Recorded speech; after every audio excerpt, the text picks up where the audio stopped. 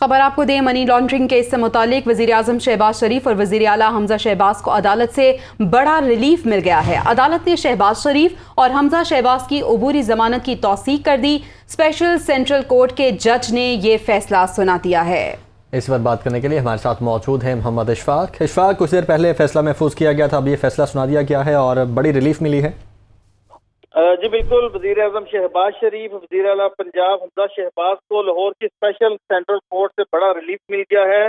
अदालत ने वज़ीर आज़म शहबाज शरीफ और वज़ीर आला हमजा शहबाज समेत दीगर मुल्ज़मान की 16 अरब रुपए की मनी लॉन्ड्रिंग के केस में अबूरी जमानतें कन्फर्म कर दी हैं और इसके साथ साथ 2-2 लाख रुपए के जमानती मिचल के इन्हें जमा करवाने की हिदायत कर दी है।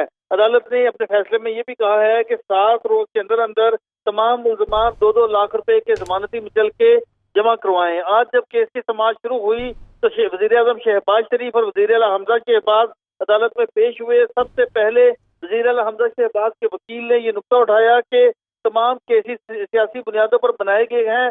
16 अरब रुपए की मनी लॉन्ड्रिंग का झूठा और बेबुनियाद इल्जाम लगाकर मुकदमा दर्ज किया गया है, जो कि गैर कानूनी इकदाम है। दौरान समाअत शहबाज शरीफ के जो वकील थे अमजद परवेज, वो गुज़श्ता समाअत पर अपने दलाइल मुकम्मल कर चुके थे। तो आज शहबाज शरीफ खुद रोस्टरम पर आए और ये कहा कि वो अपने हक में दलाइल देना चाहते हैं। अदालती इजाजत से शहबाज शरीफ ने दलाइल देते हुए ये कहा कि 16 अरब रुपए की मनी लॉन्ड्रिंग का झूठा इल्जाम लगाया गया है, जिसमें कोई सदाकत नहीं।